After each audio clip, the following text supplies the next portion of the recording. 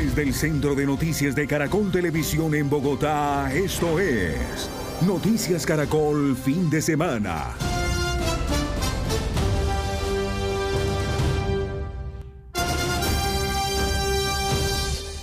Buenas tardes, bienvenidos a la emisión del fin de semana de Noticias Caracol. Hoy finaliza la Semana Santa y avanza el plan retorno para miles de familias en todo el territorio nacional.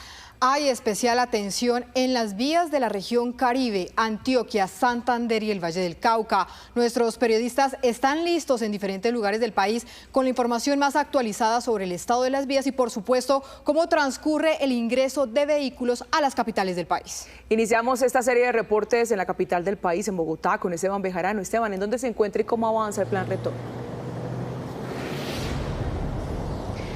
Alejandra, pues este equipo periodístico se encuentra sobre la autopista sur, dejando ya atrás el municipio de Soacha, donde se presenta alto flujo vehicular. En este punto de la capital, que sería la localidad de Bosa aproximadamente, ustedes pueden ver que el flujo de carros, aunque es masivo, avanza sin contratiempos. Están ingresando a la capital de forma despacio, pero pueden hacerlo también de forma tranquila, porque están encontrando en diferentes puntos de la autopista sur agentes de tránsito y Policía Nacional quienes los están ayudando a avanzar en ese camino para llegar a sus hogares. Quiero contarle algunas de las cifras que han presentado las autoridades de tránsito con respecto a esta Semana Santa, hablando en el plan de movilidad de Cundinamarca y Bogotá. Se movilizaron cerca de 2.5 millones de vehículos en el departamento durante esta semana y 1.4 millones en la capital del país. Se espera que el ingreso hoy domingo a la capital del país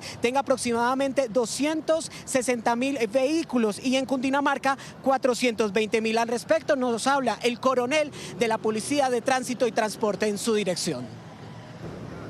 Bueno, queremos reportar un balance positivo durante este plan retorno. Los días viernes, sábado y domingo, el comportamiento de los ciudadanos ha sido el adecuado, ha sido positivo y nos permite que la movilidad fluya con buena capacidad en ingreso especialmente a cada una de las ciudades capitales del país. Contarles que fue activado un reversible a las 10 de la mañana de este domingo, continuo hasta las 12 de la noche en la vía La Mesa hasta el municipio de Mosquera, para que los vehículos puedan ingresar a la capital del país, y en Soacha desde la avenida Canoas hasta San Mateo entre las 2 de la tarde y las 8 de la noche. Sí, señor Esteban, 260.000 vehículos ingresando hoy a la capital del país, pero ahora veamos lo que pasa en la autopista norte, donde se registra alto flujo vehicular y algunos represamientos que ya comienzan a generar demoras. Mayra Tenorio, ¿cuál es el panorama a esta hora? Catalina, masivo ingreso de vehículos aquí en la autopista norte. Quiero que ustedes vean, ya arrancan estos operativos de pico y placa regional y es la principal medida que queremos reiterar porque vean, varios infractores a esta hora. Recuerden que desde las 12 del mediodía hasta las 4 de la tarde solo pueden ingresar estos vehículos con placa par y de 4 de la tarde a 8 de la noche vehículos que terminen en placa impar. Secretaria de Movilidad Claudia Díaz, estamos a esta hora con represamientos desde el peaje Andes a esta hora, operativos también que ocasionan esas dificultades. Balance a esta hora aquí en Bogotá. Bueno, muy buen día para todos, así es, iniciamos pico y placa regional a partir de las 12 del día. En este momento tenemos condiciones, podemos decir, normales en los 9 corredores de ingreso, de entrada y de salida. El de mayor congestión en este momento es la autopista sur. Hoy esperamos el ingreso de más de 330.000 vehículos a la ciudad. Ya en el transcurso de la mañana ingresaron cerca de 85.000, así que nos quedan unos 245.000 vehículos por ingresar. Secretaria, muchas gracias y el trabajo sigue a esta hora como lo ven en imágenes. Pero nos vamos a Cali para conocer cómo avanza en este punto del país el plan retorno con Paula Restrepo. Adelante. Mayra, buenas tardes. tardes para usted y para los televidentes. La saludo desde la recta Cali-Palmira en el peaje Ciar, donde a esta hora comenzaron los operativos de movilidad. Son más de 1000 agentes de la Policía de Carreteras que estarán en todas las vías del Valle del Cauca acompañando este plan retorno por los 6 ejes viales que tiene la capital del Valle del Cauca. Hay especial atención en la vía Cali-Buenaventura y también en la vía Panamericana. Hay que decir mucho ojo los conductores porque hay pico y placa del kilómetro 18 hasta la Portada al Mar. ¿Cómo va a funcionar? De 4 a 6 de la tarde, el pico y placa es para los vehículos terminados con placas pares, y de 6 de la tarde a 8 de la noche, pico y placa para vehículos terminados con placas impares. Hay que decir que en Semana Santa se han movilizado en el Valle del Cauca aproximadamente 1 millón de vehículos y se espera que hoy entren en la capital del Valle del Cauca 30.000 vehículos. Pero desde aquí nos vamos a Medellín con mi compañera Erika Zapata. Erika, buenas tardes. ¿Dónde se encuentra y cómo avanza el plan retorno en Antioquia? Paula, muy buenas tardes. Yo los saludo desde el peaje del túnel de occidente de la ciudad de Medellín, porque mire, aquí ya inició todo el tema del plan retorno, garantizada la seguridad por parte de la Policía Metropolitana del Valle de Aburrá, de la Policía de Antioquia. Hay que decir además que también, por supuesto, el Ejército refuerza toda esta seguridad. En este momento pues estamos viendo una requisa, 1.400.000 vehículos se han movilizado durante Semana Santa por los 6 ejes viales del departamento de Antioquia. El día de hoy, aquí a los municipios del área metropolitana del Valle de Aburrá han ingresado 200.000 vehículos. Mañana regresa el pico y placa desde las 5 de la mañana en el área metropolitana del Valle de Aburrá, pero ahora vamos donde mi compañera María José Martínez, que está en el Atlántico con más información. Muy buenas tardes, Erika y televidentes. Los saludo desde la vía al mar en el sentido Cartagena-Barranquilla, donde a esta hora se registra normalidad en la vía en este plan retorno, donde se espera al finalizar la jornada más de 70.000 vehículos en el departamento. Hay que mencionar que son 7 los puntos de control ubicados en los 3 principales corredores viales que están siendo apoyados por más de 70.000 policías de tránsito y transporte. Este, según los datos de las autoridades, es el día de mayor movilización. Y hasta el momento se han presentado 2 siniestros viales y se han impuesto 400 comparendos, por lo que se ha reducido en 83% los índices de siniestralidad. Y desde la región Caribe pasamos al nororiente del país, donde desplegaron 3.700 uniformados en las carreteras para ese plan retorno. Pilar Mejía, ¿hay restricciones para el regreso de los viajeros? Así es, pues mire, los saludo desde la principal vía de acceso al área metropolitana de Bucaramanga. Hoy se esperan que sean 55.000 los vehículos que ingresen al área metropolitana de Bucaramanga. Hay 11 puestos de control.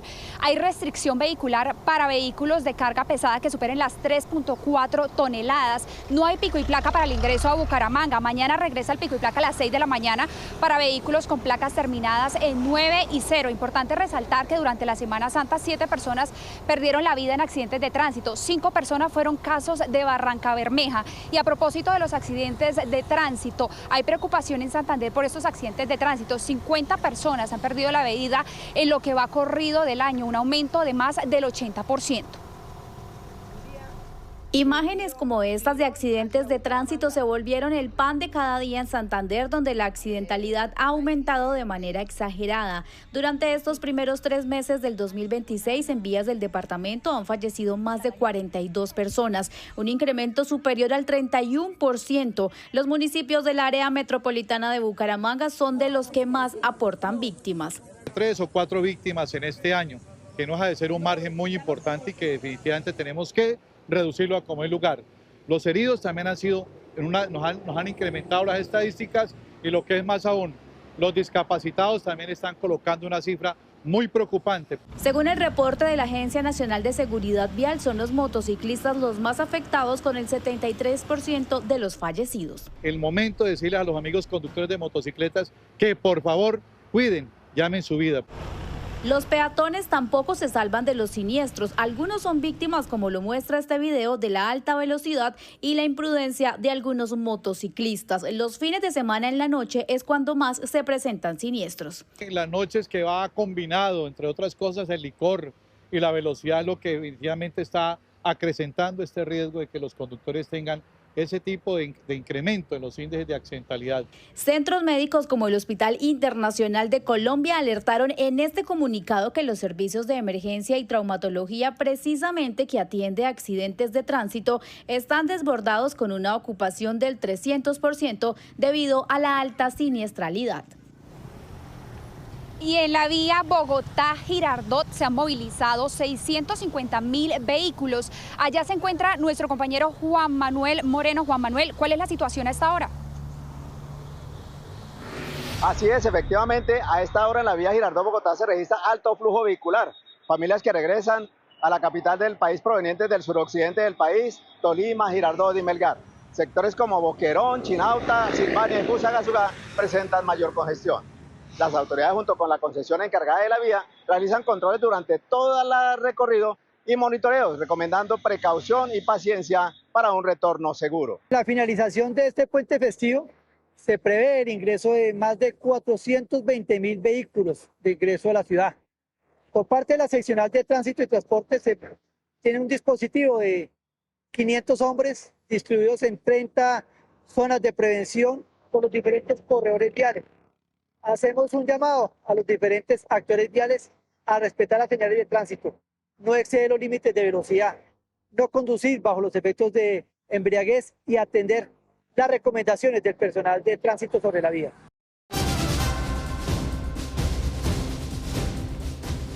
En el Vaticano, el Papa León XIV ofició la primera misa de resurrección de su pontificado, dando así fin a la Semana Santa. Miles de personas elevaron sus oraciones por la paz en el mundo y recordaron al difunto Papa Francisco. Hasta allí llegó Marinelis Tremamuno y nos envió el siguiente informe. Gracias. Este 5 de abril, el Papa León XIV celebró su primer domingo de Pascua ante más de 50.000 fieles que se reunieron aquí, en la Plaza de San Pedro, bajo un espléndido cielo primaveral y en donde pidió insistentemente por la paz en el mundo. Primero, a las 10:15 de la mañana, celebró la misa de resurrección ante un altar adornado con miles de flores holandesas y en su homilía habló de una humanidad herida donde la muerte sigue presente en la violencia, las injusticias y la indiferencia, pero también dejó un mensaje de esperanza. La muerte siempre in agguato.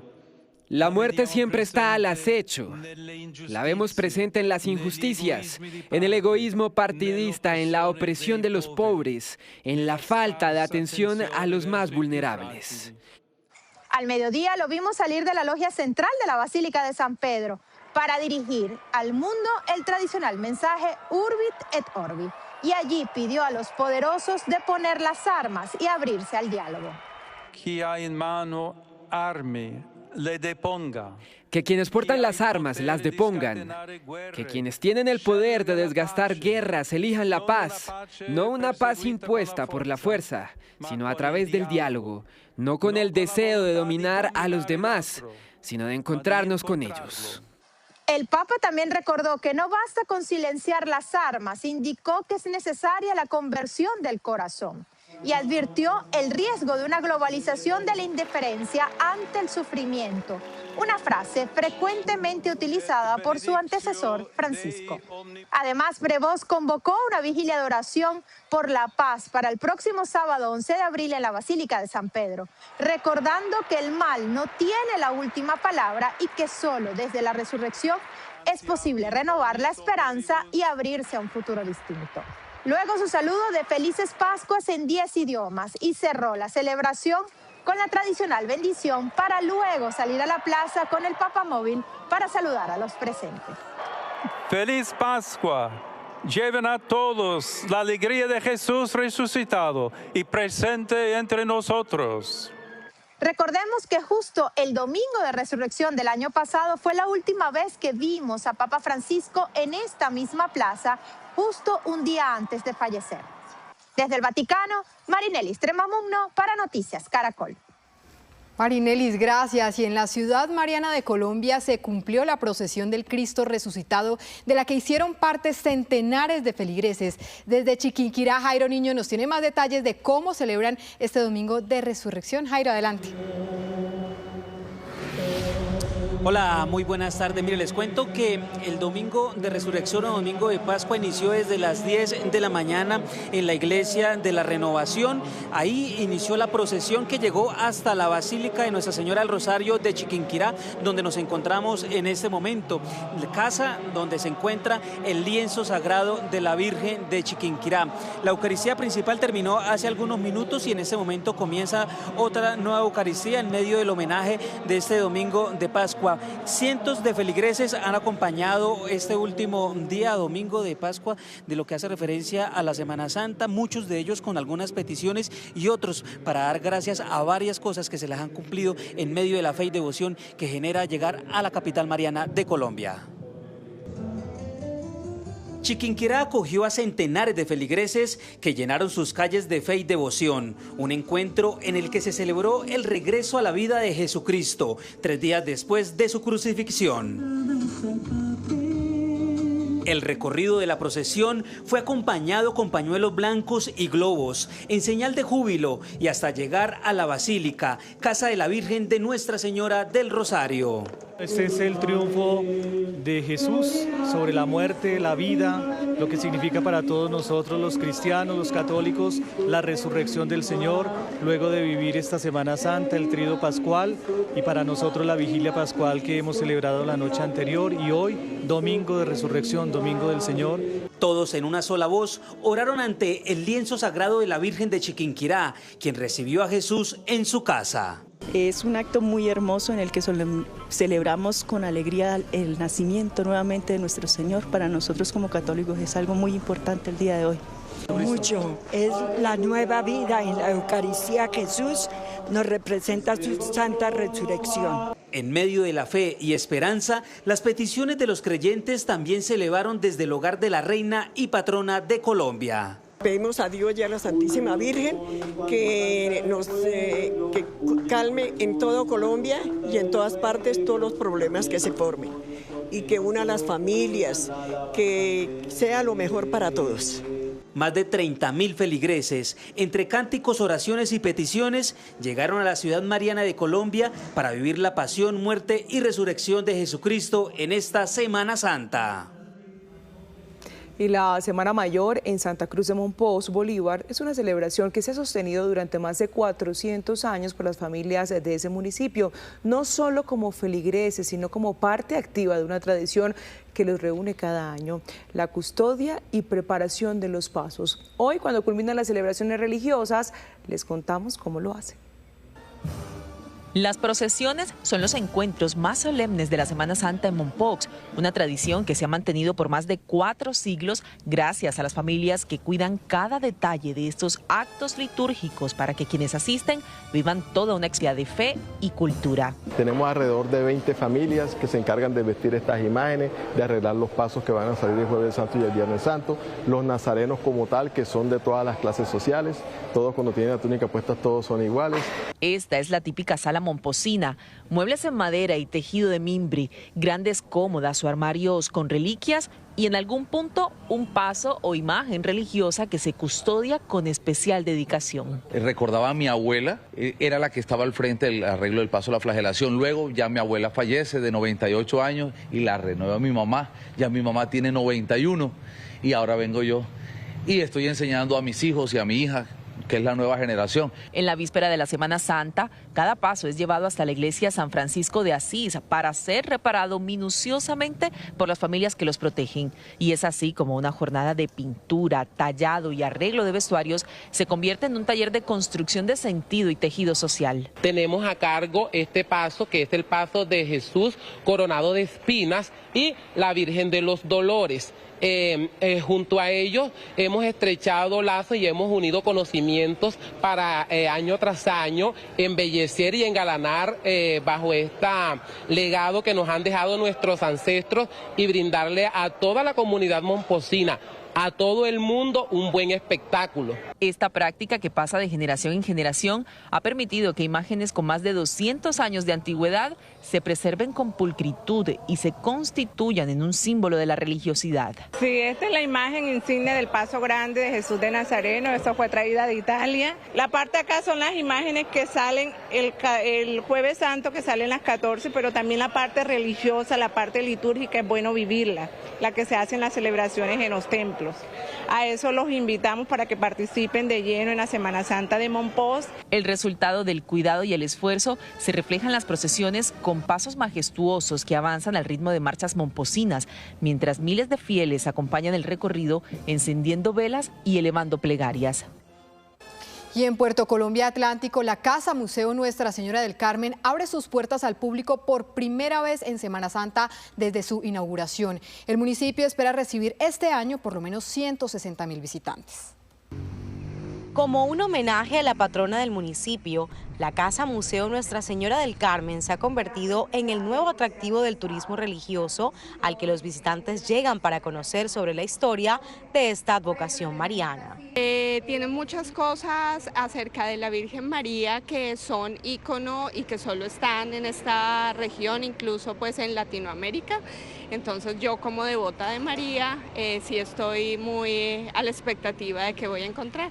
En el recinto donde funcionaba la Casa Cural, hoy se encuentran más de 200 vestidos, coronas y otros implementos con los que visten a la imagen de la Virgen que entró a Puerto Colombia por el muelle hacia el año 1903. En donde pueden encontrar toda su historia, la línea de tiempo desde que la patrona llegó al municipio de Puerto Colombia. Encontrarán también sus vestuarios, sus capas, esos obsequios que sus feligreses le han dado. Este municipio costero del Atlántico atrae a miles de visitantes cada año en las diferentes temporadas de vacaciones, especialmente por su gastronomía típica de mar y sus hermosas playas para el disfrute de toda la familia. Estamos esperando recibir 160.000 visitantes, el año anterior recibimos 120.000, hoy estuve en los sectores de playa y muy temprano se ve la activación de los visitantes y turistas al sector de la playa. Este año Puerto Colombia ofrece una agenda de planes como ferias gastronómicas, Festival del Dulce, concierto de música sacra, además de los actos religiosos para esta Semana Mayor. Noticia en desarrollo en Noticias Caracol. El presidente Gustavo Petro desató una nueva polémica al mencionar en redes sociales supuestos informes de inteligencia sobre conversaciones entre el candidato presidencial Abelardo de la Espriella y directivos de la multinacional Thomas Gregan Sons. Aquí los detalles. Este es el trino del presidente Gustavo Petro que ha desatado la polémica, pues en medio de sus críticas a los detractores del nuevo modelo de pasaportes y los señalamientos al Procurador General de la Nación Gregorio El Hach por este mismo tema, el mandatario habló de informes hechos desde inteligencia con conversaciones entre los hermanos Bautista, dueños de Thomas Gregan Sons y Abelardo de la Espriella, en las cuales, según Petro, se acordó la devolución del contrato de pasaportes a Thomas Greg a cambio, dijo textualmente, de ciertos algoritmos que le aseguran la presidencia a de la Espriella. Esto haciendo referencia al rol que tiene la multinacional en el proceso logístico de las elecciones del 2026 a través de la Unión Temporal Integración Logística Electoral 2026. Como una persecución desde la Casa de Nariño ha calificado el candidato Abelardo de la Espriella el pronunciamiento del jefe de Estado. También dijo que denunciará ante instancias nacionales e internacionales estas presuntas interceptaciones. Las interceptaciones ilegales, la campaña difamatoria utilizando pseudoperiodistas prepagos y bodegas de sicarios digitales, los montajes judiciales en estos 8 meses de campaña y la propaganda negra permanente contra mí en medios de comunicación públicos y privados no son otra cosa que señales de pánico, de terror. Saben que voy a derrotar a Cepeda, voy a denunciar tu persecución ante organismos internacionales, ante el gobierno americano y la Unión Europea. Y aquí en Colombia también lo voy a hacer. No te equivoques, Petro. La campaña de Abelardo ya solicitó a la Fiscalía, a la Procuraduría, a la Defensoría del Pueblo y a la Comisión de Acusaciones de la Cámara de Representantes investigar penalmente esta presunta persecución. También al presidente y al Departamento Nacional de Inteligencia, señalando que el candidato ni siquiera conoce a los hermanos Bautista. Actores políticos como la también candidata presidencial Paloma Valencia han expresado su preocupación por este tema. La senadora cataloga este episodio como un precedente profundamente peligroso. Hasta el momento, el jefe de Estado no se ha pronunciado sobre esta polémica desatada. Pero precisamente, ¿qué significa que se hable de interceptaciones en medio de la contienda electoral y qué efectos podría tener sobre la carrera por la presidencia? En el siguiente informe les contamos. Las declaraciones del presidente Gustavo Petro han generado un revuelo político. Para los analistas, las afirmaciones del mandatario a través de su cuenta de X de supuestos informes de inteligencia contra los hermanos Bautista de la firma Thomas Grechan Sons y el candidato Abelardo de la Espriella pone en tela de juicio las garantías de los candidatos presidenciales. Esto es muy delicado por dos razones fundamentales. La primera razón es por la posible existencia de una investigación o de un seguimiento por parte de agencias de inteligencia a un candidato presidencial. Y lo segundo es porque el presidente está develando esta información, haciéndola pública en un acto que claramente raya con la indebida participación en política. Lo que el propio presidente ha reconocido en su cuenta de X es de la mayor gravedad, especialmente en un contexto donde se sabe que alias Calarcán tiene infiltrada la DNI, además de militares que hacen parte hoy de las fuerzas en funciones, y por el otro lado que el año pasado asesinaron a un candidato presidencial de oposición. Al señor presidente solamente lo investiga, acuérdese, la Comisión de Acusaciones, no lo investiga ningún otro órgano.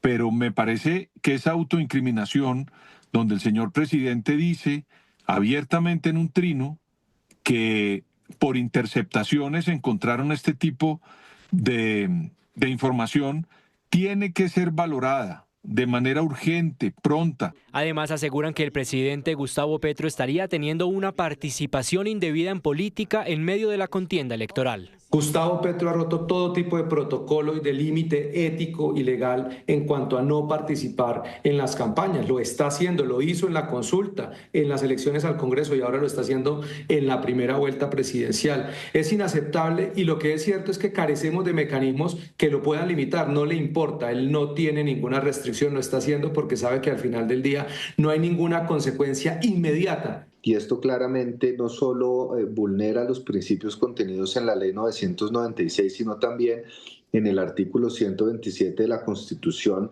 que establece claros límites para que quien ejerce una función pública, y más tratándose de un presidente o de ministros, intervengan activamente en política refiriéndose no a temas políticos en general, no a temas de la gestión del gobierno, sino directamente frente a candidatos o al proceso electoral. En ese contexto, los analistas cuestionan el papel de los órganos de control. El procurador general no ha hecho nada. Ahí ojalá que el procurador se despierte y tome algunas decisiones, porque eso hoy en Colombia no se puede intervenir en política por parte de funcionarios que trabajan en el Estado colombiano. Valdría la pena que tuviéramos una especie de garantía muy clara para que el señor presidente no esté jugando en dos canchas, la de mandatario y también la de activista político. Y a pesar incluso de que autoridades como la MOE, de organizaciones como la MOE han advertido el riesgo que significa para la contienda democrática esta clase de situaciones, los órganos de control como la Procuraduría no han hecho aún absolutamente nada. Los analistas políticos aseguraron que es necesario investigar este episodio que abrió el presidente Petro y que involucra a un candidato presidencial. Y bien, para analizar este contexto en donde puntualmente tenemos dos elementos, el trino del presidente Gustavo Petro y ahora la denuncia ante la Comisión de Acusaciones del candidato presidencial Abelardo de la Espriella, nos conectamos a esta hora con el expresidente de la Corte Suprema de Justicia, Jaime Arrubla. Doctor Arrubla, gracias por estar con nosotros en Noticias Caracol. Quiero empezar preguntándole cómo entender lo que está pasando con esta polémica. Un presidente que señala que tiene información de inteligencia de conversaciones entre dos personas, una de ellas hoy candidato presidencial. Pues son dos hechos muy graves. El uno, pues, lo que informa el presidente de que él tiene conocimiento de que un candidato está en contactos con un contratista que lleva nada más y nada menos que toda la logística del proceso electoral en Colombia. Eso pues sería un delito. Y lo otro, la forma como el presidente dice que se enteró. porque dice que se enteró por organismos de inteligencia, lo que está señalando que le están haciendo inteligencia a los candidatos, y eso sería también otro delito supremamente grave. Ahora bien, doctor Arrubla, cuando el presidente habla, hace referencia a esos informes de inteligencia, ¿necesariamente se estaría refiriendo a interceptaciones de comunicaciones? Pues tiene que ser, es una de las formas de hacer inteligencia.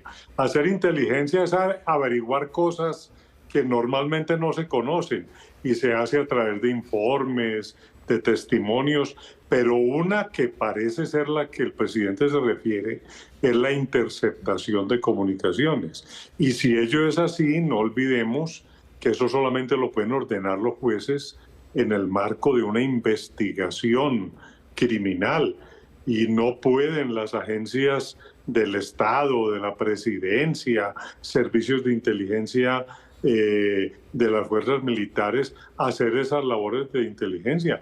El viejo DAS se acabó fue precisamente por hacer inteligencia donde no podía y usurpando la función que tienen los jueces para hacerla.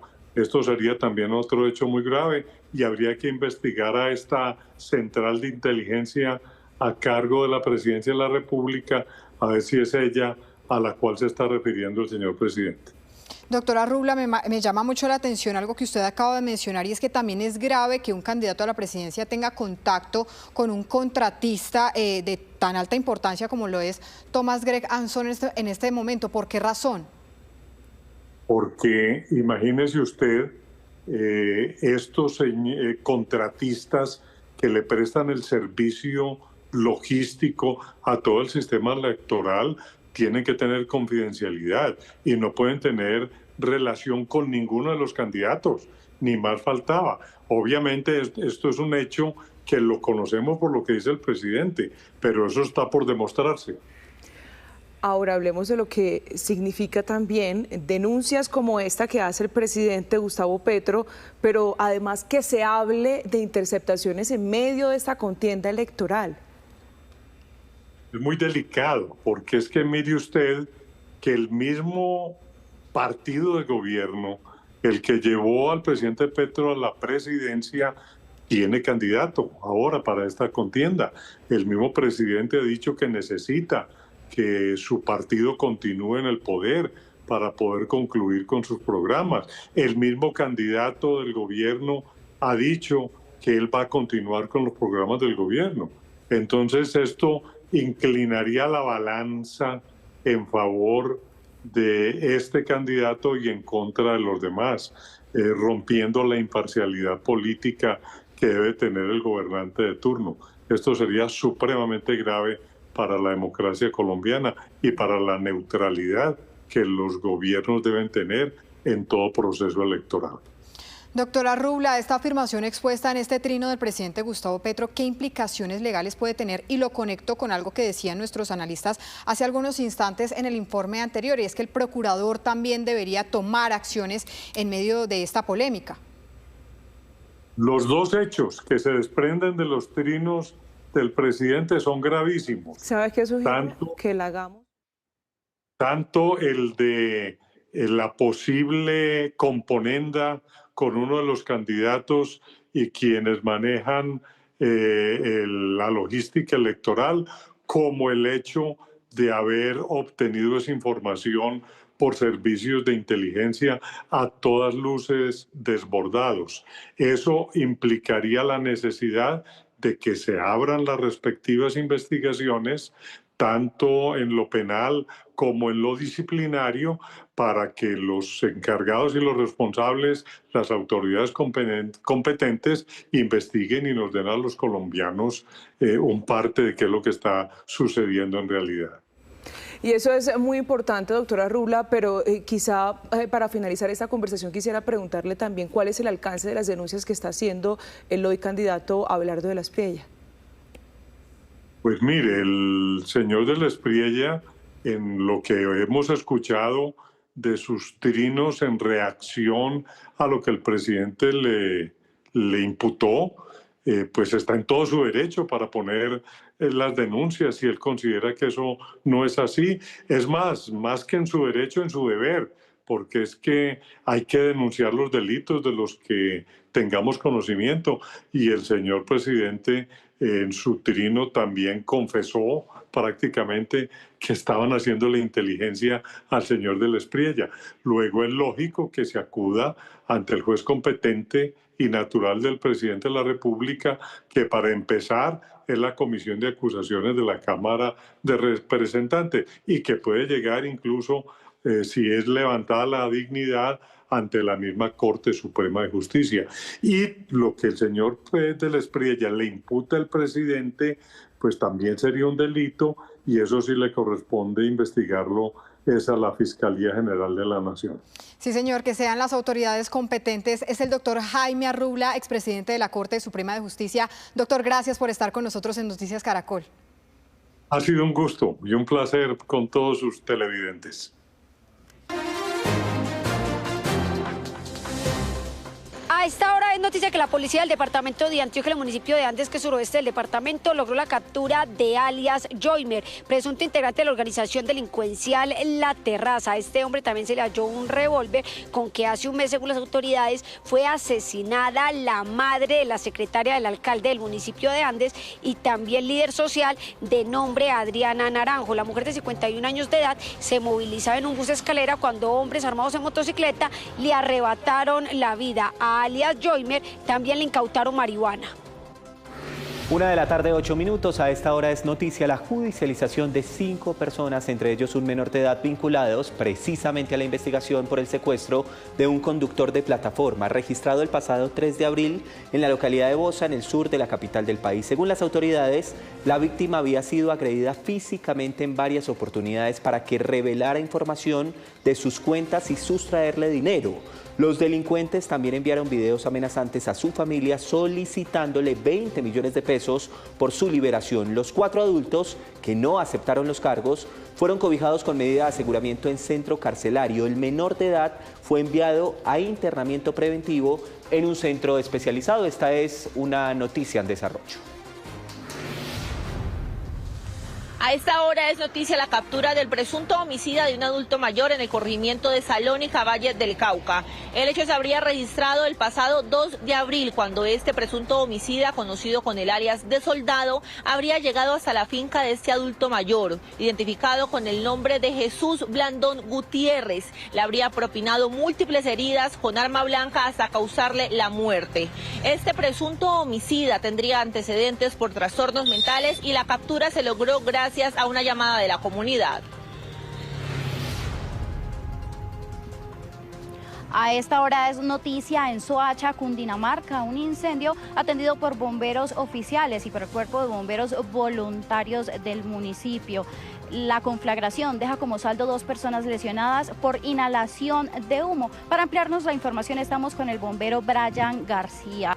Bombero, cuéntenos, ¿cuál es el reporte a esta hora?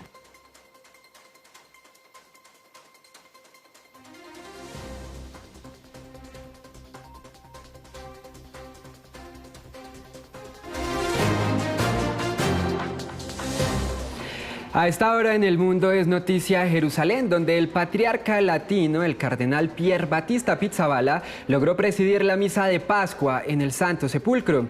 Aunque tradicionalmente son miles los peregrinos que asisten a la Eucaristía, la guerra en la región limitó el número de participantes y solo algunos sacerdotes pudieron llegar a la iglesia. A finales de marzo, el patriarca informó sobre un acuerdo con la policía israelí para las celebraciones religiosas, aunque con restricciones.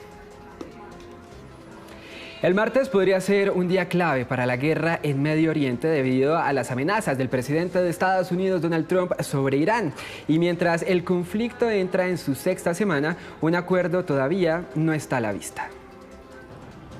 El tiempo se agota para un acuerdo en Medio Oriente mientras el tono sube de nivel. El martes será el día de la central eléctrica y el día del puente, todo en uno en Irán. No habrá nada igual. Abran el maldito estrecho, malditos locos, o vivirán en el infierno. Ya verán, Alabado sea Alá. Es la nueva amenaza del presidente Trump tras un ultimátum de 48 horas a Irán para intentar acercar posturas. El republicano dijo que había una buena posibilidad de que las negociaciones tuvieran efecto, pero dejó abierta la puerta a más ataques. Trump aseguró que su ejército rescató al piloto de caza estadounidense derribado hace un par de días en Irán. Tanto Washington como Teherán adelantaban por su cuenta una búsqueda frenética. Para expertos, misiones de rescate como esta tienen una tasa baja de éxito. Es extraordinariamente complejo y aunque Estados Unidos controla prácticamente el espacio aéreo, el ejército iraní, en particular los fanáticos de la Guardia Revolucionaria, patrullan la zona. Pero la República Islámica contradijo a Estados Unidos al señalar que la operación de rescate fracasó y que 4 aeronaves militares fueron destruidas. Entre tanto, Israel mantiene su ofensiva contra Hezbollah, grupo afín a Irán en Líbano. Allí varios residentes caminan entre los escombros con la incertidumbre a su espalda. ¿A dónde se supone que debo ir ahora? ¿Debería montar una tienda de campaña y sentarme dentro? El cruce de fuego continúa también sobre objetivos estadounidenses en países del Golfo.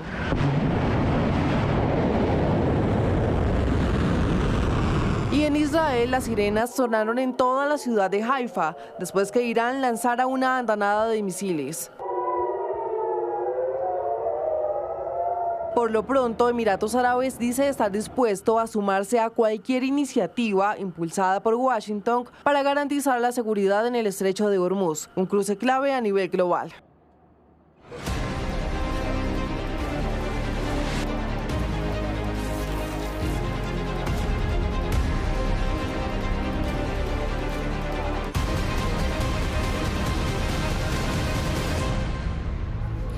Una y 12 de la tarde, es momento de hablar de la misión Artemis II, que hoy completa su 5º día en el espacio. Veamos su trayectoria gracias al recorrido virtual que nos ofrece la NASA.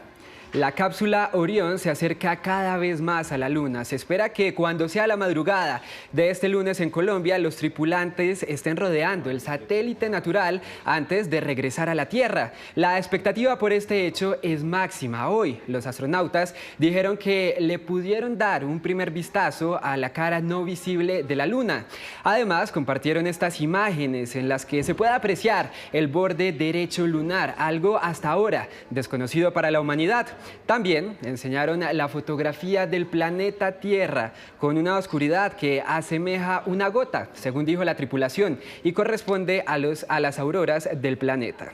La NASA dijo que hoy está programando probar los trajes de supervivencia de los astronautas para continuar con su recorrido. Y ellos desde el espacio hablaron sobre cómo pasan los días y mostraron algunos de los alimentos que consumen. Vean ustedes.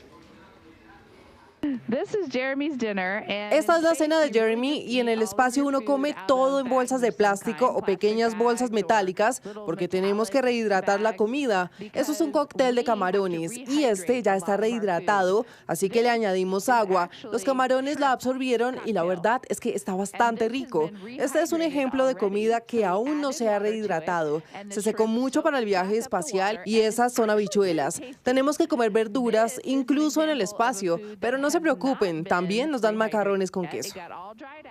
Una misión muy emocionante. En otras noticias internacionales, una nueva flotilla de barcos cargada con ayuda humanitaria partió desde las costas de Francia rumbo a la Franja de Gaza. Buscan ayudar con la situación del enclave.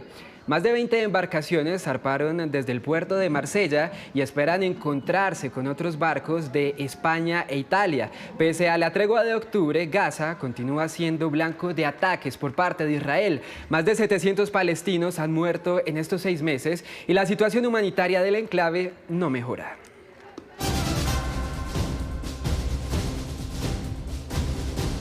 Y en otras noticias de Colombia, en Bucaramanga, más de 45 viviendas están en riesgo de colapso, al parecer, por una filtración de agua causada por obras de alcantarillado. Son al menos 100 personas afectadas y aunque ya inició el desalojo, esperan no perder sus hogares.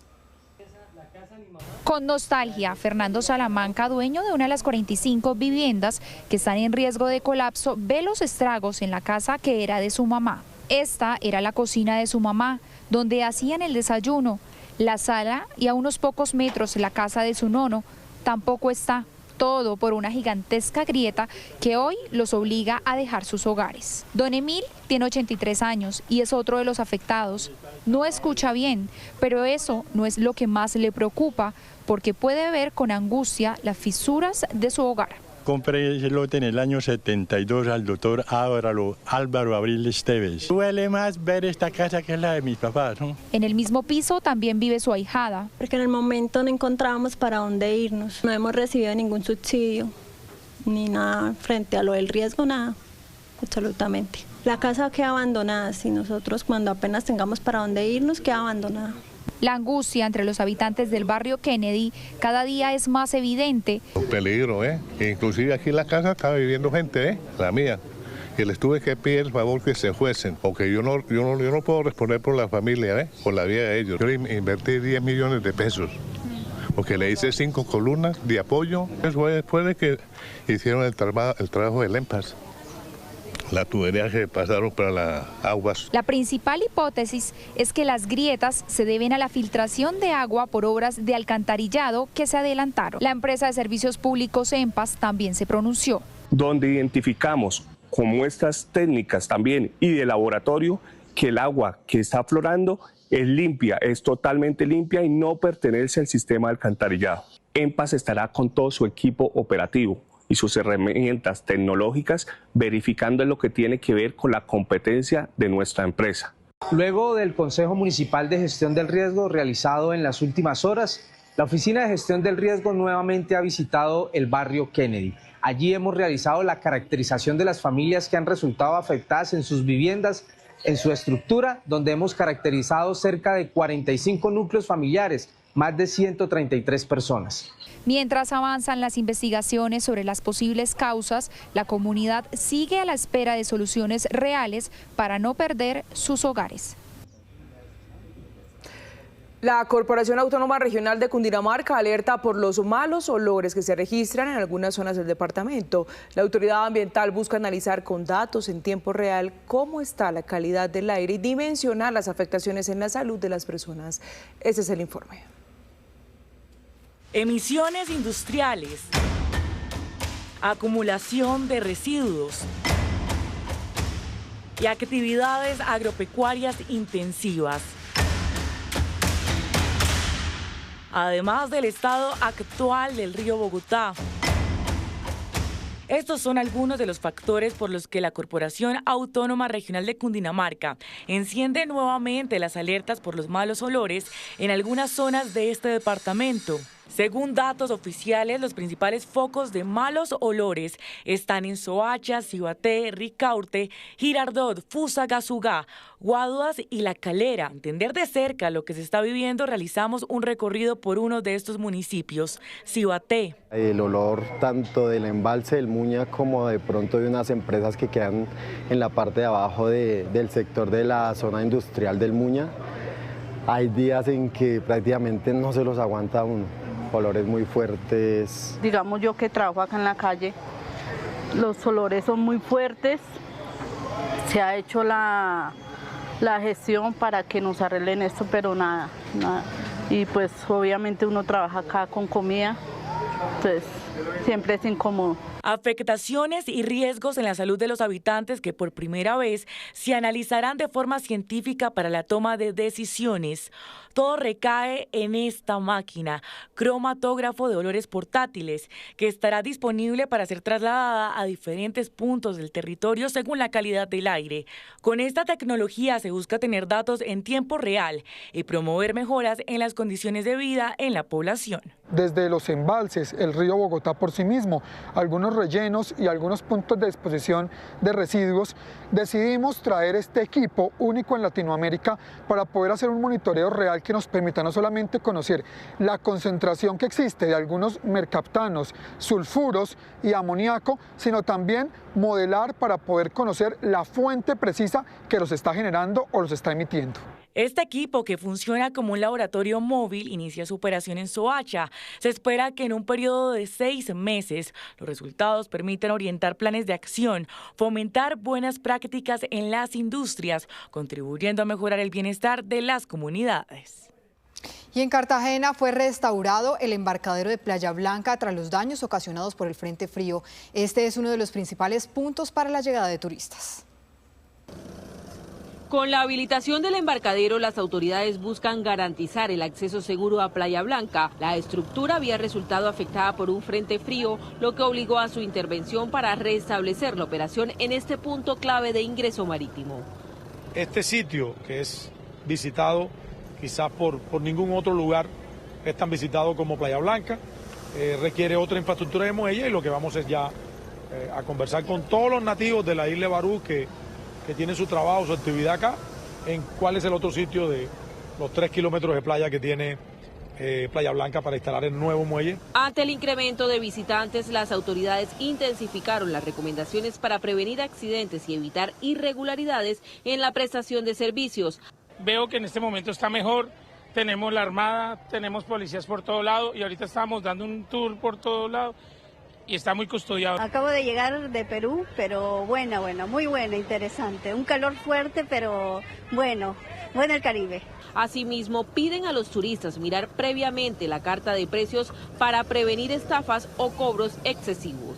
La presencia de infantería, la Policía Nacional, con su especialidad de policía de turismo y diferentes especialidades que también están en los diferentes lugares de este paraíso tropical.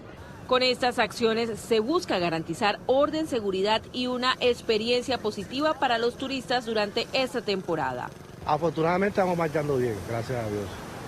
Lo principal es que está llegando la gente, pues entre nosotros mismos tener sentido de pertenencia para seguir avanzando. De esta manera, Playa Blanca se prepara para recibir a miles de visitantes con mejores condiciones de acceso, mayor control y el compromiso de autoridades y prestadores turísticos para ofrecer una experiencia segura y organizada. Y en ese recorrido positivo por nuestras regiones, por supuesto, tenemos que llegar al Valle del Cauca, que se ubicó entre los 3 destinos más competitivos del país, según el Índice Nacional de Turismo. Esto es resultado de una estrategia integral que fortalece su proyección ante el mundo. Colores, sabores y ritmos son el ingrediente que envuelve a quienes visitan el Valle del Cauca.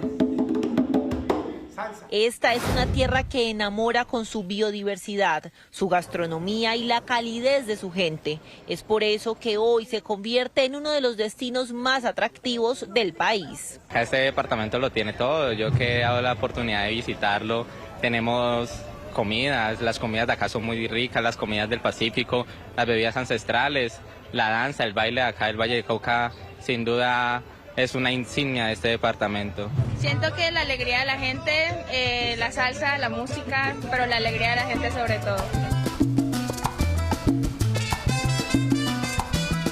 Entre los favoritos se destacan Buenaventura con sus playas y riqueza natural, Buga como epicentro del turismo religioso y Roldanillo reconocido por sus paisajes y deportes de aventura.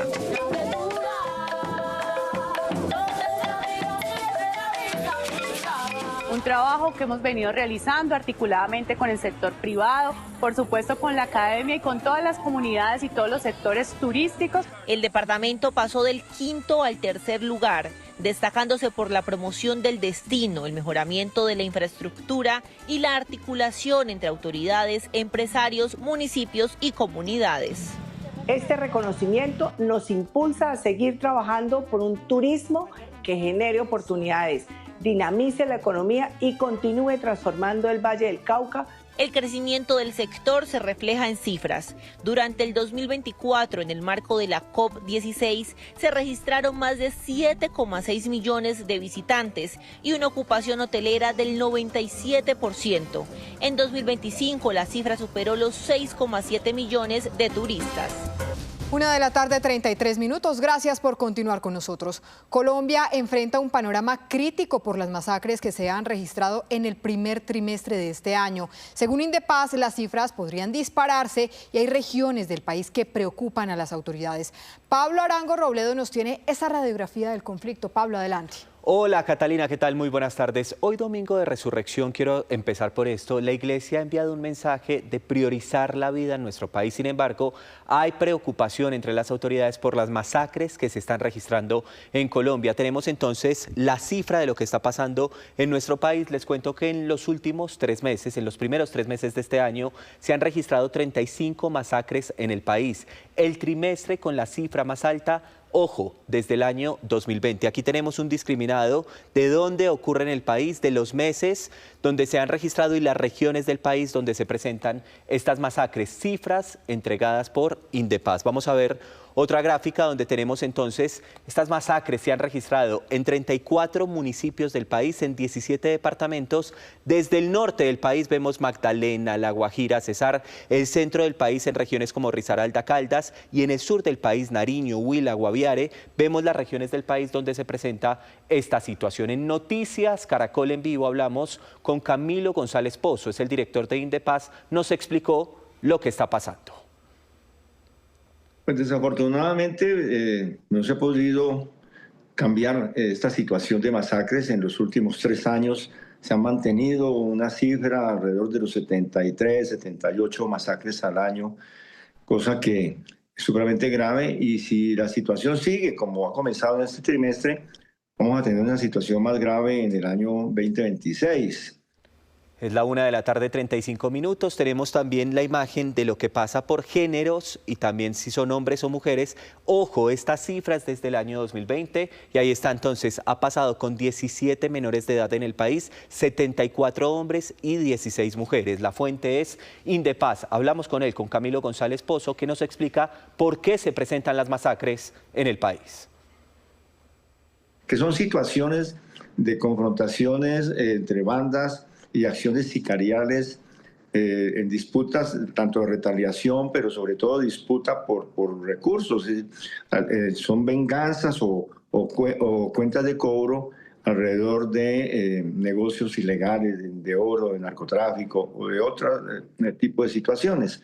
Creo que es un panorama que preocupa y que indica que debe haber un compromiso real de todos los sectores, de las instituciones, la sociedad, para conjurar este fenómeno de menosprecio por la vida. Un panorama que preocupa, así lo califica Camilo González Pozo, el menosprecio por la vida. Ahora vámonos a una región del país que es el departamento del Chocó, donde ocurre la siguiente situación. Ya se levantó el paro armado que había decretado el ELN, pero las personas consideran que siguen viviendo en paro armado. 6.000 personas estuvieron confinadas, sin embargo, en el Bajo Baudó siguen ocurriendo situaciones, sobre todo en las noches, y esto lo explica la Iglesia Católica. Hablamos con el obispo de Quibdó, es Monseñor Winston Mosquera Moreno, que nos explicó lo que siguen viviendo en esta región. Es que allá hay una especie de paro tácito. Hay que tenerlo claro siempre, tanto para esa zona como para la zona del alto atrato o del atrato. ¿Por qué razón?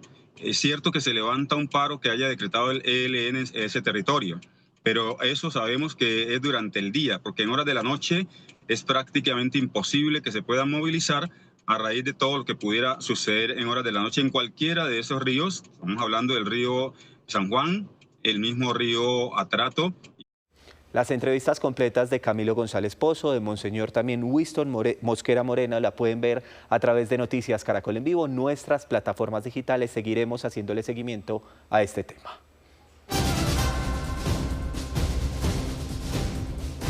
En otras noticias Caracol del día, una investigación liderada por un centro de pensamiento de noticias digitales concluyó que al menos 8 países en América Latina, incluido Colombia, estarían siendo objeto de desinformación por medio de supuestas capacitaciones de medios rusos a comunicadores e influencers hispanohablantes. Un informe publicado por Digital News Association reveló una presunta red de desinformación creada por Rusia para generar noticias falsas en países como Colombia. En la lista también están 7 países de América Latina, entre ellos Venezuela, Chile, Cuba, Nicaragua, México, Bolivia y Argentina. Lo que se sabe hasta el momento es que en Moscú los medios de comunicación Sputnik Mundo y RT en español, que son aliados al Estado ruso, estarían entrenando a más de 1.000 personas, entre periodistas y creadores de contenido, para divulgar información falsa en sus países. Jeffrey Scott Shapiro, coordinador de la alerta de propaganda rusa, indicó que la preocupación es que estos medios tienen miles de seguidores en sus redes sociales, lo que alcanzaría a grandes audiencias. Además, señaló que estos aparentan ser medios reconocidos y creíbles, pero en realidad no lo son. La investigación nació debido a que una herramienta de inteligencia artificial empezó a rastrear diferentes contenidos que se publicaban en español patrocinados por el gobierno ruso. Sus tácticas no solo serían de manipulación emocional de la información, sino que amplificarían la polarización con datos sesgados, conspiraciones y comparaciones erradas para generar desconfianza de la institucionalidad. Esta estrategia estaría siendo utilizada para convertir situaciones de suma relevancia en trivialidades, como por ejemplo el conflicto entre Rusia y Ucrania. De acuerdo con los investigadores, esta ola de desinformación estaría agudizando y empeorando justo cuando Estados Unidos ha aumentado la presión sobre aliados rusos en América Latina como Venezuela, Cuba y Nicaragua. Con un nuevo decreto y tras cambios en los requisitos del cargo, el gobierno hizo efectivo el regreso de Cielo Rusinque a la Superintendencia de Industria y Comercio. Esto en medio de la polémica anticipada en el Código Caracol que se reaviva por su nombramiento.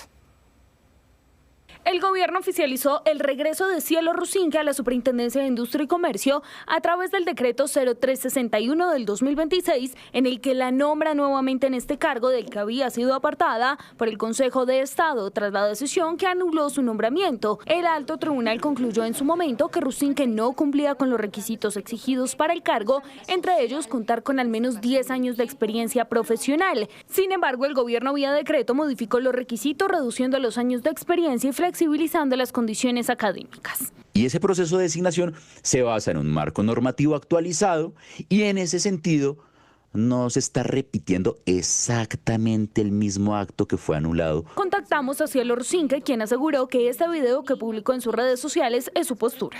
No he cometido ningún ilícito ni he actuado nunca por fuera del marco legal. Es falso que el gobierno haya cambiado los requisitos después del fallo del Consejo de Estado como una maniobra ilegal, malintencionada para desacatar una decisión judicial. Este cargo es de especial relevancia ya que actúa como árbitro del mercado, asegurando que las reglas del juego sean justas tanto para las empresas como para los ciudadanos. Es un cargo de mucha relevancia en donde se espera, por supuesto, las mejores capacidades y toda la idoneidad para prestar justamente este cargo público. El cambio en los requisitos de este cargo abrió una nueva polémica, la protagonista Cielo Rusinque. Ahí el tema de la meritocracia podría entrar a debatirse si se está cumpliendo o no, en el entendido que yo puedo estarle diciendo, mire, yo requería 10 años antes y ahora lo voy a bajar porque necesito que tengan más posibilidades otras personas. Ahora será el Consejo de Estado el que tendrá la última palabra sobre la movida del gobierno y si Cielo Rusinque se quedará en el cargo. La producción de leche en Colombia logró cifras récord de acuerdo con Fedegan. Esto refleja un importante crecimiento de la actividad en el campo y una recuperación en el consumo. Antes de que amanezca y cuando muchos aún duermen, en el campo colombiano ya hay quienes trabajan a toda máquina. La leche es más que un alimento, es una tradición que pasa de generación en generación. La producción de este alimento es una herencia familiar para muchos. Es el caso de Diego Cuellar, quien desde muy corta edad aprendió de este sector de la mano de su padre, quien también a su vez le enseñó su papá. Jornadas que inician desde antes de que salga el sol. Mire, aquí en esta finca hay 4 personas. Normalmente empiezan a las 2 de la mañana y deben terminar ordeño y por ahí a las 5, 5 y media de la mañana. El esfuerzo diario del campo hoy se ve reflejado en cifras históricas. La producción de leche alcanzó en Colombia 8.400 millones de litros en 2025, un récord que refleja el crecimiento de esta actividad en el campo. Aquí más o menos hay unas 130 vacas. Debemos estar sacando por ahí unos, de esas en ordeño habrá más o menos unas 100. Debemos estar sacando alrededor de 2.000 litros diarios. El crecimiento que en gran medida ha estado impulsado por condiciones climáticas favorables que han permitido más pasto, más alimento y por supuesto más producción. Llevamos un poco de tiempo en que no ha habido un verano fuerte, razón por la cual ha aumentado la leche. Las zonas lecheras hemos tenido muy buen clima para el negocio. Por primera vez en la historia de producción de leche en Colombia La cifra superó los 8.000 millones de litros. Los climas en términos generales en el país muy buenos para la producción de leche, una oferta forrajera permanente, y nuestro ejercicio de mejorar la eficiencia ha logrado unos incrementos de producción muy importantes.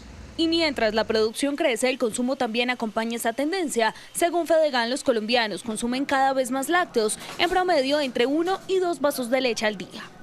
Pues el queso así normal, el que es campesino.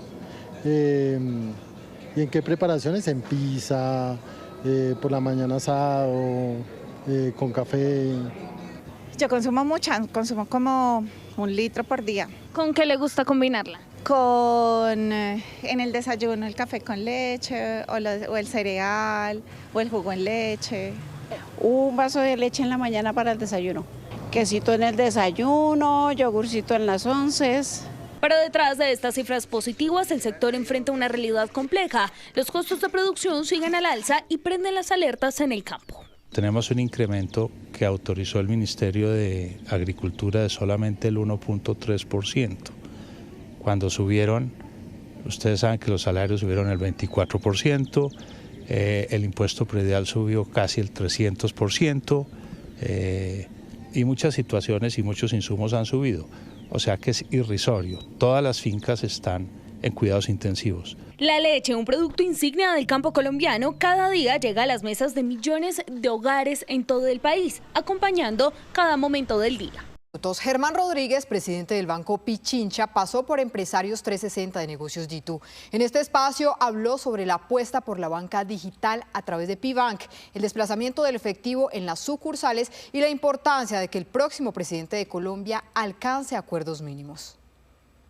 Bienvenidos a un nuevo capítulo de Empresarios 360 de Negocios G2. El día de hoy tengo un invitado muy especial, se trata del doctor Germán Rodríguez, él es el presidente del Banco Pichincha. Presidente, bienvenido, gracias por aceptar esta invitación. Dariana, feliz de estar aquí contigo hoy. El Banco Pichincha, uno de los más antiguos en Ecuador, más de 120 años en ese mercado, pero también con más de 3 décadas en Colombia y 4 años bajo su liderazgo. Cuéntenos, por favor, cuál es el hito más importante en este tiempo que usted ha estado liderando a Pichincha. Hemos reorientado toda la actividad del banco. Desde la captación hemos lanzado Pibank, que es un canal y una marca reconocida en banca digital desde el punto de vista de la captación, y tenemos una presencia cada vez más creciente en el mercado de la libranza en el sector público y en el mercado de banca corporativa con las grandes empresas de este país. Porque antes tenían un portafolio mucho más amplio, han optado ahora por focalizarse sobre todo en el segmento empresarial, pero cuéntenos por favor detalles de cómo ha sido esto. Y decidimos salir de muchos de estos negocios y nos enfocamos en 3. 1, la captación en depósitos de persona natural.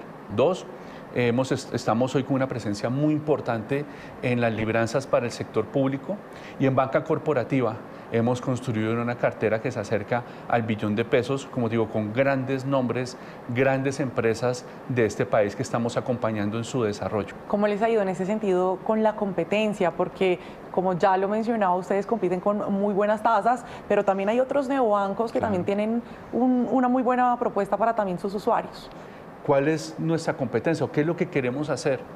Dar mejores condiciones a los clientes hoy. El cliente que tiene sus ahorros en una cuenta de ahorros tradicional que no renta, ese es nuestro cliente target. Para mí, competir con otros neobancos realmente creo que no me trasnocha tanto como darle a ese cliente que estaba en el banco tradicional, digamos, perdiendo dinero todos los días, hacerle conocer esa oferta, invitarlo a que nos conozca. Para mí esa es la real competencia. Presidente, previo a esta entrevista teníamos la oportunidad de conversar sobre apuestas muy importantes que usted también está liderando allí al frente del Banco Pichincha y de Pibank, y es un tema de los canales presenciales que se están replanteando en las 12 ciudades en donde ustedes hacen presencia. ¿Cómo es esto que va a haber oficinas, las mismas que ya tienen en todo el país, pero sin efectivo? Estamos lanzando las primeras oficinas en Colombia sin efectivo. Y no por una decisión del banco que afecta a los clientes, sino porque nuestros clientes ya no están utilizando el efectivo. Hemos hecho una tarea muy importante con ellos de trabajo, de reinvención de nuestros negocios, de dotar canales, de tal manera que ya no es necesario el efectivo dentro de las oficinas. Y estamos transformando el diseño de nuestras oficinas para convertirlos en espacios de asesoría y pasar de una oficina bancaria a un centro de negocios. ¿Qué le preocupa hoy del país? Me preocupa mucho el tema fiscal del país, porque evidentemente los indicadores se han venido deteriorando. Entonces, ojalá el próximo gobierno pueda hacer la mejor reforma tributaria posible que yo te contaba ahora. ¿Cuál es la mejor reforma tributaria?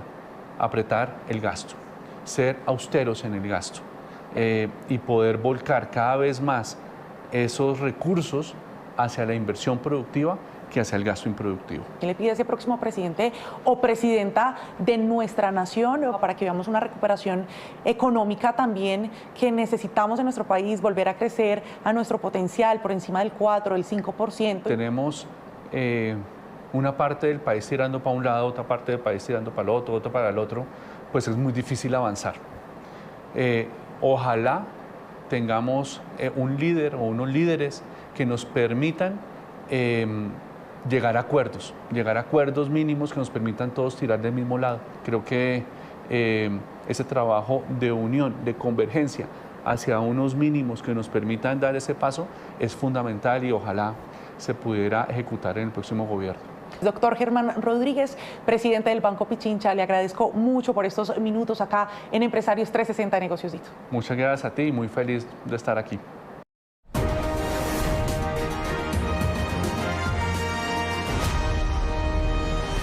2 de la tarde, 15 minutos. En Noticias Caracol seguimos hablando con los candidatos a la presidencia de la República. Hoy el turno es para la abogada penalista Sondra McCollins, quien oficializó su candidatura con más de 1 millón de firmas. Buenas tardes y bienvenida. Gracias, Alejandra, y gracias, Catalina, por esta invitación. Muy feliz de estar aquí. Bueno, queremos comenzar inmediatamente preguntándole cómo avanza su campaña, qué reflexiones tiene hasta el momento de lo que ha adelantado. Bueno, yo tengo una campaña totalmente diferente a la de los otros candidatos porque le estoy haciendo una apuesta a la tecnología. Un 90% de nuestra campaña está dirigida a las redes sociales, a los medios alternativos y a la forma más eficiente de llegar a todos los colombianos, que es a través de la digitalización, porque estoy promoviendo el primer partido digital en Colombia, que es llevar a Colombia a la actualización y hacer una propuesta que venga del siglo XXI y no pues las mismas recetas del siglo pasado. Una campaña diferente, usted menciona, pero ¿en qué sector se está enfocando para conquistar votos? Bueno, yo no estoy peleando ni con la derecha ni con la izquierda porque pues efectivamente ellos ya tienen su nicho. Yo estoy llegándole a esos millones de colombianos que no se sienten identificados con ninguna candidatura, que no se han sentido representados, que los han llamado anónimos como me llamaron a mí los otros candidatos, que somos invisibles para los políticos tradicionales. Ahí hay más de 20 millones de colombianos que no votan, que están indecisos, que van por el voto en blanco. A ellos les hablo para que conozcan una propuesta diferente, para que se atrevan a hacer algo que se salga de la caja política y que se rebelen contra los mismos de siempre y que su voto útil sea contra una candidatura, a favor de una candidatura que le permita a Colombia ponerla en la actualidad del mundo, que es el siglo XXI. Claro, y en efecto, usted ha insistido en liderar esta revolución que ha llamado, que va a terminar con la izquierda y la derecha. Pero eso, ¿en qué lugar la deja usted en este momento en el que se están cocinando alianzas y planteando alternativas de cara a esa primera vuelta? Pues en el lugar del sentido común, en el lugar de la justicia y de la honestidad, que eso me permite coger lo mejor de los dos mundos. Si tú miras mis propuestas, tengo 18 propuestas principales y 4 que son complementarias, pues algunas son... por ejemplo, si me ubicas en la seguridad me vas a decir que soy de extrema derecha, pero si miras mis propuestas sobre verdadera inclusión, que habla de mujeres cabeza de hogar y el tema de los jóvenes que ni estudian ni trabajan, pues me vas a ubicar en la extrema izquierda. Entonces el sentido común me permite hacer una propuesta integral que le sirva a todos los colombianos y no solamente gobernar para unos poquitos o para los de la izquierda o para los de la derecha. Candidata, en momentos en los que sigue siendo debate importante, interés principalmente para las regiones, el tema de la descentralización, Gobernación, justamente una de sus propuestas es la de acabar con las gobernaciones. ¿Por qué razón? Bueno, esa es verdaderamente la transformación del país. Si queremos salir del obsoleto siglo XX, que tiene como parte principal el centralismo, que Bogotá es quien toma las decisiones, 80% del sistema general de participación se queda en Bogotá y el 20% se manda a los departamentos, pero ahí se queda casi que la mitad en el tema de las gobernaciones, que para nadie es un secreto. Ha habido mucha corrupción, gobernadores presos, gobernadores que solo le mandan los recursos a los alcaldes que son de su línea política. Pues eso se tiene que acabar. Lo que estoy proponiendo es eliminar las gobernaciones, hacer realidad las 7 regiones del país para devolverle el poder a la gente y poder hacer una equilibrada participación en el tema del presupuesto, y así podemos empoderar cada una de las regiones dependiendo de las condiciones que tiene para generar mejores empleos, mejores oportunidades y que la gente reciba lo que merece y lo que necesita. Candidata, usted como abogada penalista creo que es clave abordar este asunto. ¿Cuál es su propuesta para reformar a la justicia y para combatir también la corrupción? Usted habla de transparencia total, por ejemplo, ¿esto es posible? Pero por supuesto que es posible, o sea, la tecnología te permite, a través de todos los controles que hay con blockchain, seguimiento y trazabilidad, ejercer unos controles específicos con el tema de los presupuestos. El dinero puede ser controlado por cada colombiano. Una de mis propuestas principales, aparte de la reestructuración judicial, que también hay que reconocer que el sistema judicial fracasó y hay que cambiarlo, es que cada colombiano que ejerza su derecho al voto y tenga la posibilidad con su carnet de votación descargar un aplicativo que le permita ser un guardián digital, pues pueda controlar el gasto público, pueda mirar hacia dónde se fueron los recursos y pueda ser un veedor digital. La verdadera IA no está en la Fiscalía, Contraloría, Procuraduría. La IA es verdaderamente la tecnología y que va a estar en poder de la gente a través de un dispositivo celular, que el celular sirva para algo más que comunicarnos y para entretenernos. Podemos ejercer controles directos. Entonces sí se puede devolver el poder a la gente, sí podemos aplicar blockchain, trazabilidad, sistema general de cumplimiento, que es un control específico del Estado para que todos los colombianos tengan la certeza y la garantía que la platica, los 70 billones que se van hoy día en corrupción, no se van a volver a perder. Candidata, usted ha defendido a varios colombianos en el exterior y tiene muy buenos contactos allí. Por ejemplo, en caso de ser presidenta de nuestro país, ¿cómo manejaría sus relaciones con Estados Unidos? Pues hay que reestructurar toda nuestra política internacional, todo lo que es política integral migratoria y las relaciones internacionales. Estados Unidos no solamente es un estratégico económico, yo voy a la gente, tenemos 3 millones de colombianos allí que viven de manera regular e irregular, que hay que ayudarlos, acompañarlos. Tengo una propuesta de TPS, o sea, un estatus de protección temporal para ellos, porque además de que hacen patria desde afuera, aportan 12.000 millones de dólares al año en la economía nacional y merecen nuestra atención. Los colombianos en el exterior han sido invisibilizados siempre y en mi propuesta de gobierno ellos hacen parte de un gobierno que los va a acompañar con telemedicina, los va a acompañar con temas de consulares, no solamente como unas notarías caras que sirven para dar documentos, sino que también van a tener presencia específica en cada uno de esos países, especialmente en los Estados Unidos, para garantizar que cada colombiano va a estar representado de verdad por el Estado. Fíjese que pasan los días y cada vez, por supuesto, resta menos en esta carrera presidencial. Quisiéramos preguntarle si usted se mantiene firme hasta la primera vuelta presidencial o ha considerado en algún punto bajarse de la contienda. No, para nada. Yo estoy llegando a esos millones de colombianos que de verdad quieren una transformación del país. Yo quiero ser esa oportunidad y esa posibilidad de que tengan una propuesta diferente. Yo no vengo de clase política, yo no tengo ningún padrón ni padrino político. Por eso me atrevo a hacer unas propuestas de verdad que son transformadoras del país, de pasar el modelo obsoleto a un siglo XXI, y eso pues la independencia me lo permite. Pero también porque sé que hay millones de colombianos que no se sienten representados por lo que han llamado pues las propuestas que son el malo o el menos malo. Hay otras opciones, los invito a que conozcan algo diferente, los invito a que se atrevan a salir del molde, porque son 14 candidaturas, pero de las 14 la única verdadera independiente, la única que ha hecho propuestas que son claramente salidas de la caja política soy yo, así que espero poder representar a esos millones de colombianos que no se ven reflejados en ninguna otra corriente política, sino que desean en sentido común, en justicia y en honestidad llevar a Colombia al siglo XXI y transformar este país en el hogar que todos merecemos. Claro, doctora Sondra, usted se declara independiente, no tiene, digámoslo así, ningún partido político, pero eventualmente ha pensado en alianzas, es decir, ¿con quién haría alianzas definitivamente y con quién no las haría? Pues Cata y Alejandra, yo en este momento estoy 100% concentrada a llegar a esos millones de colombianos que pueden hacer una gran diferencia. Así que ahorita mi propuesta es atrévanse, no estamos condenados a elegir entre 2 o 3 que están punteando en las encuestas, porque hay encuestas que ni siquiera nos marcan, pero no nos marcan porque no les interesa a los que están apáticos, a los que van a votar en blanco o los que simplemente están indecisos. A ellos les estoy hablando, a ellos les estoy proponiendo, hagamos una verdadera revolución, porque nosotros tenemos el poder está en nuestras manos y sí podemos hacer una gran diferencia. Así que mi concentración es decirles, yo voy a llevar esa voz, voy a hacer esa representación de los que han sido invisibles y voy hasta el final con toda para una propuesta diferente.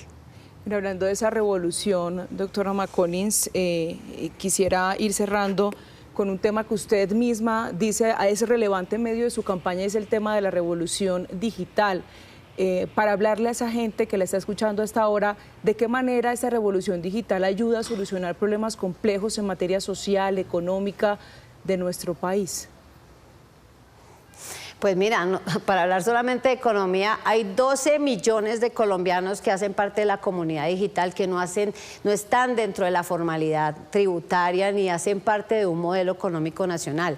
Y ahí estamos hablando de 400.000 millones de dólares en una industria increíble que incluye los gamers, los generadores de contenido, creadores de contenido, la comunidad de e-commerce. Eso es una gran comunidad que genera unos dineros que no los tenemos contemplados, así que mi propuesta está generar nuevas fuentes de ingreso, incluir a los que no han sido incluidos en los modelos obsoletos del siglo XX, porque pues los políticos tradicionales no conocen cómo funciona el tema de la tecnología actual y ellos van a hacer una gran diferencia, pero aparte de eso 2.4 millones de muchachos que no saben, no quieren ni estudiar ni quieren trabajar porque no se sienten incluidos. A ellos les estoy hablando porque también creo en la transformación no solo desde la tecnología, sino desde el arte y el deporte, que no solamente lo digo y lo predigo, no, lo practico, lo hago en cada parte donde voy o a través de mis redes sociales donde cantamos, donde le estamos dando una propuesta diferente al país para incluir a todas esas personas que no han sido visibilizadas y que creen en el arte y en el deporte como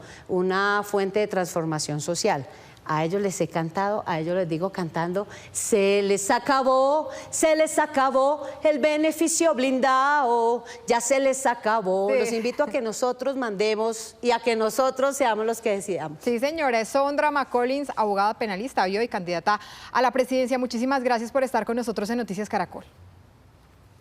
A ustedes muchas gracias y bendiciones. 2:42. En San Basilio de Palenque, el amor se celebró al ritmo de la tradición ancestral. Una boda con raíces africanas puso en escena la identidad cultural del primer pueblo libre de América. Un matrimonio con todo el arraigo africano en San Basilio de Palenque puso en valor la identidad y la herencia afro de quienes habitan la cuna de la libertad. La Plaza Bencos Biojó, en el corazón de este pueblo del Caribe, fue testigo de la concurrida unión marital. Contraer matrimonio de esta manera es simbólico, pero también es muy importante porque significa rememorar y resignificar nuestras raíces africanas. Atuendos, rituales, bailes y una puesta en escena acorde a la arteria africana que recorre un pueblo que trascendió en el tiempo a través de la lucha y el amor.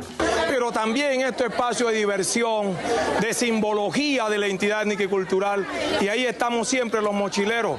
Y bueno, esperamos que los orichas, tal cual como dice el ritual hoy, no abra siempre el camino. La divulgación de todos esos elementos culturales que a nosotros como palenqueros y palenqueras nos caracteriza y nos identifica. El evento contó con cerca de 1.200 asistentes. La boda de Rodrigo y Josefa no solo selló un vínculo con el amor, también con la identidad, el territorio y sus creencias. Participaron muchísimas personas, nuestros amigos, familiares, vecinos, para que hoy pudiéramos tener este evento tan bonito en el que se han llegado todos nuestros seres queridos. Y sabemos que después de esta vida hay otra. Entonces invocamos todo nuestro saber ancestral para que bendiga esa unión que tiene mucho tiempo fortaleciendo identidad cultural. Este matrimonio envía un mensaje poderoso, étnico y cultural al país y al mundo, como pueblo patrimonio de la humanidad. En Noticias Caracol seguimos tejiendo diálogos para no polarizar. En Medellín, Alejandra Giraldo conversó con el líder empresarial, expresidente de Bancolombia y autor del libro Vale la pena pensarlo, Carlos Raúl Yepes Jiménez. En su diálogo, Carlos Raúl habla de la importancia del lenguaje, el tono y la oportunidad como variables indispensables para reconstruir la lógica de las conversaciones que construyen país y que han sido minadas por la polarización en las redes sociales, en donde asegura abundan los sicarios morales. Carlos Raúl Yepes Jiménez, muchísimas gracias por aceptar esta conversación, para tejer este diálogo, para no polarizar. Es un placer estar aquí en Medellín, visitarlo y poder escuchar sus reflexiones sobre Colombia. Alejandra, muchísimas gracias. Yo feliz de estar contigo y de poder tener conversaciones como esta, que tanto construyen el país que necesitamos y que entre todos tenemos que ayudar a sacarlo adelante y a creer en esto que se propone a partir de estos diálogos para no polarizar. Bueno, ¿y cómo ve el país en este momento? ¿Sí estamos avanzando hacia ese país que, como usted dice, necesitamos? ¿Cómo lo siente? El país hoy tiene retos muy complejos. Necesitamos ser conscientes de lo que está pasando, cómo lo vamos a enfrentar y creer en nosotros mismos, que es una característica que creo que es muy importante. Hemos dejado de creer mucho en nosotros mismos, en lo que somos capaces de hacer juntos, porque hay mucha polarización. Por eso la pertinencia de diálogos para no polarizar. Entonces yo creo que hacia adelante, como siempre, sin crisis no hay desafíos. Podemos estar en crisis, en momentos complejos, en momentos no vividos, pero yo confío mucho en las personas, confío mucho en nuestra sociedad. ¿Cómo ve lo público en esta época de redes sociales? Depende. Es el mercurio. El mercurio en un termómetro es esencial. El mercurio en la minería ilegal es dañino. Y lo mismo que pasa en las redes sociales, depende cómo se use. Entonces no son ni buenas ni malas, depende cómo se use. Entonces ahí están esos retos, pero yo sí creo que venimos alimentando mucho el odio y la polarización y eso nos dificulta más construir una democracia de verdad, porque entre otras el activo que más se lesiona es precisamente la confianza. La reputación es lo más importante que puede tener uno. Uno como persona, uno como organización, uno como empresa, uno como función pública, porque la confianza tiene un efecto multiplicador. A mayor confianza, mejores van a ser los resultados. Detrás de la confianza hay un camino muy importante en las relaciones, que es el de las conversaciones. Saber conversar. Se nos olvidó conversar. Conversar no es solamente hablar, conversar también es escuchar. Desafortunadamente muchas veces escuchamos más para contradecir, para responder, que para entender. Eso de la conversación, de verdad quiero ampliarlo, porque en su libro de Vale la pena pensarlo, usted dice, somos lo que conversamos.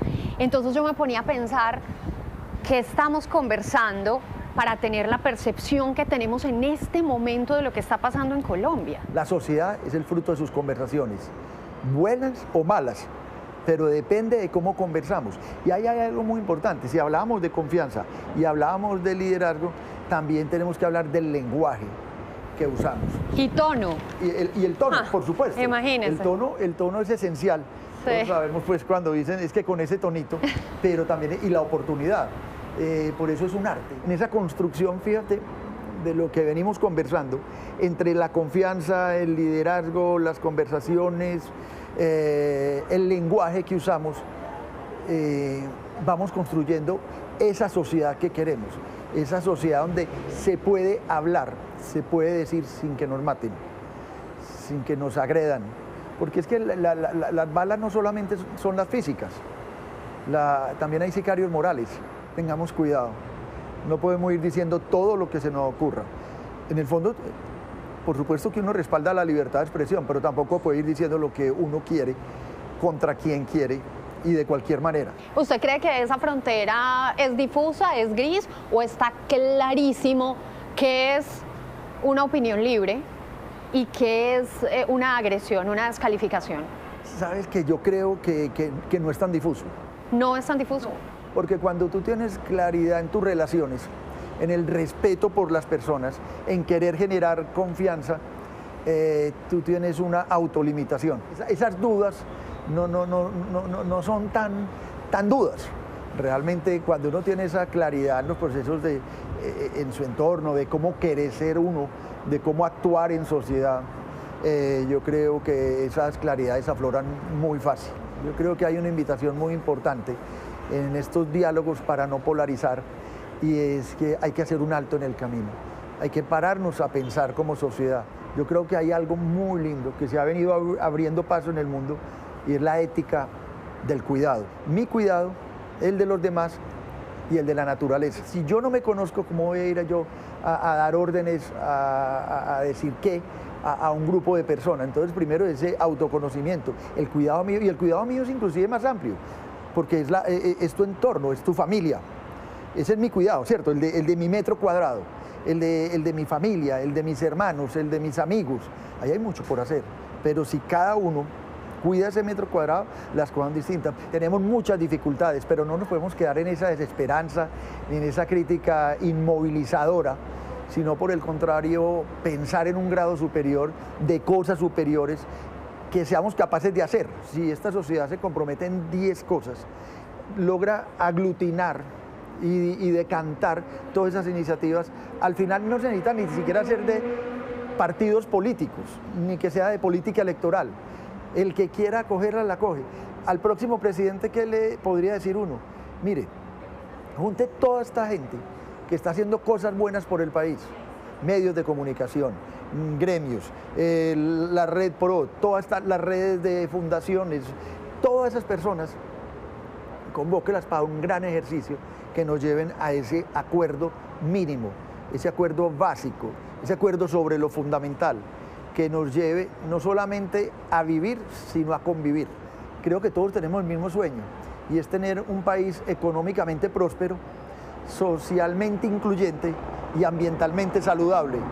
Y esas 3 cositas, miremoslas y démosle acciones y creamos en nosotros, pero esas acciones no van a funcionar si no hay confianza.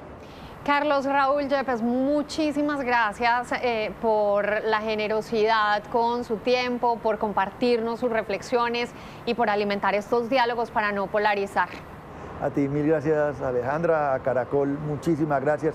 Están haciendo una labor extraordinaria que espero ya devolvérselas. La tarea es que todas estas buenas entrevistas y todos estos buenos diálogos y conversaciones terminen en una hoja de ruta para todos. Yo creo que vale la pena.